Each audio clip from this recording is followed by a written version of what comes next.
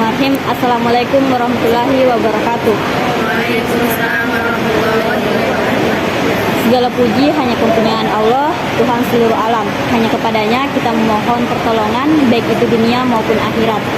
Salawat serta salam tak lupa juga tercurahkan kepada pimpinan semua utusan, yakni Nabi Muhammad SAW.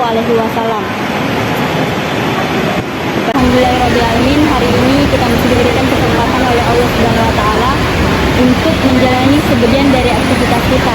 Dan masya Allah sekali di antara hamba Allah, ternyata teman-temanlah yang terpilih oleh Allah Subhanahu Wa Taala untuk diringankan langkahnya dan dilembutkan hatinya untuk bisa berada di tempat ini. Adapun materi yang diamanahkan oleh saya pada kesempatan kali ini yaitu mengenai tahara. Tahara berarti menghilangkan hukum hadas untuk menunaikan sholat atau ibadah lainnya yang mensyaratkan dengan menggunakan air ataupun tanpa air, seperti dengan tayamum. Bahasa sederhananya, tahara itu berarti menghilangkan kotoran dan najis yang dapat mencegah sahnya sholat, baik najis maupun kotoran itu yang melekat pada tubuh kita maupun yang melekat pada pakaian. Dan seperti yang kita ketahui bahwa menjaga kebersihan itu merupakan hadis yang disebutkan bahwa sebagian dari iman. Salah satu hadis Rasulullah berfirman dan menegaskan bahwa apabila seorang mendatangi masjid, hendaklah ia memeriksa sandalnya. Jika ia melihat kotoran yang melekat pada sandalnya, maka hendaknya ia bersihkan lalu ia pakai untuk menuju sholat. Hadis riwayat Abu Daud. Dalam Islam sendiri, bersuci itu merupakan posisi yang sangat penting dan merupakan bab pertama dalam pembelajaran fikih. Bersuci itu merupakan perintah yang bisa dikatakan selevel lebih tinggi daripada bersih-bersih, sebab tak selamanya yang bersih itu adalah suci. Tahara juga memiliki kedudukan yang paling penting dalam hal peribadahan. Apabila seorang sudah memahami dan sudah mengetahui pentingnya bersuci, maka insya Allah ibadahnya pun akan berjalan lebih baik dan akan diterima oleh Allah Subhanahu Wa Taala. Namun begitu pun sebaliknya, jika ia belum mengetahui atau belum menjalankan tahara dengan baik, maka ibadahnya pun bisa saja tidak diterima dan bisa saja tidak berjalan dengan baik. Dalam Quran Surah Al-Baqarah sendiri ayat 222 dijelaskan bahwa sesungguhnya Allah menyukai orang-orang yang bertaubat dan Allah menyukai orang-orang yang menyucikan diri. Dan mengenai tahara itu dibagi menjadi dua, yakni bersuci dari najis dan bersuci dari hadas.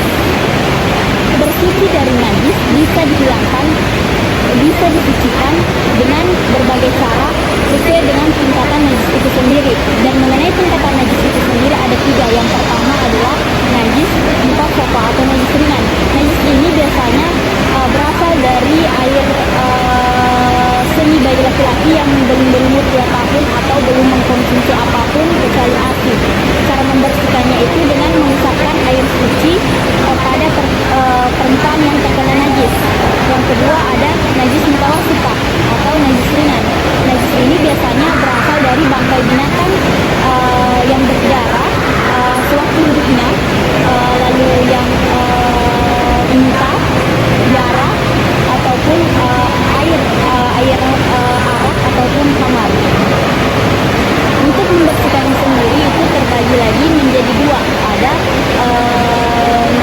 najis hubungnya yang tidak tampak rupanya, dan cara membersihkannya itu dengan menggunakan air mengalir sampai dengan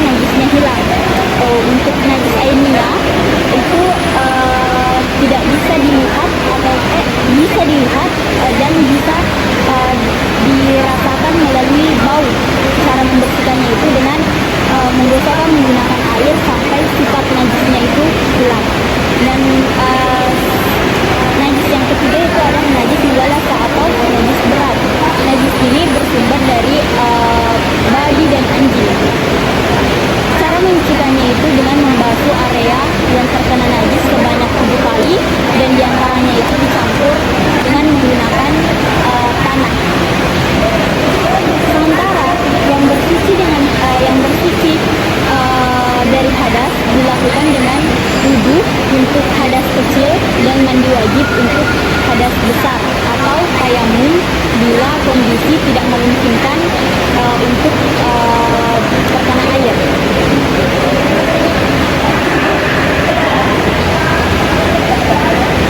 Berbicara mengenai wudhu itu berarti secara bahasa berarti kecerahan atau keindahan.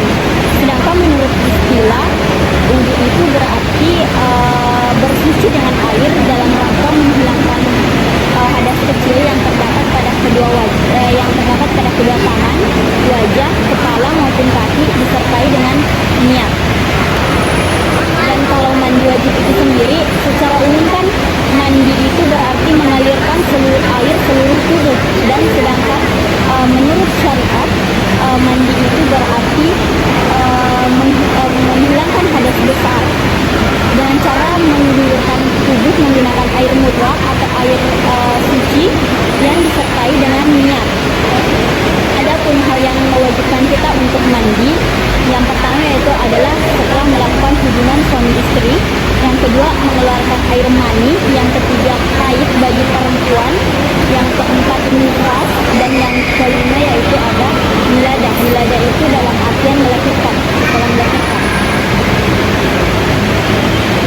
Dan untuk tayamum sendiri, seperti yang teman-teman telah ketahui, tayamum itu ketika kita dalam keadaan terdesak dan sama sekali tidak memiliki air. Ini adalah suatu bentuk kemudahan yang diberikan oleh Allah Subhanahu wa Ta'ala. Namun jangan sampai dari bentuk kemudahan ini kita menganggap enteng itu. Itu bukanlah bagian dari yang namanya tayamum. Ya, tidak ada cara bersuci yang lebih baik selain yang dianjurkan oleh agama Islam. Karena apa? Bersuci dalam agama Islam itu meriwayatkan untuk mandi wajib dan juga berwudu. Walaupun manusia masih dalam keadaan bersih, masih bisa dikatakan terlihat tidak terkena noda, namun ketika ingin melaksanakan sholat atau ibadah-ibadah yang lainnya, maka hendaklah ia berwudu dan juga harus membuang kotoran yang melekat pada pakaian, tidak hanya bagian tubuh, tapi juga terdapat pada pakaian dan tempat ibadah. Ya, mungkin saja sekian uraian yang dapat saya sampaikan. Mudah-mudahan ada manfaatnya bagi kita semua. Mohon maaf jika banyak kata-kata yang salah dan banyak kekurangan. Ambil baik dari pembahasan tadi dan buang dari hal-hal buruknya.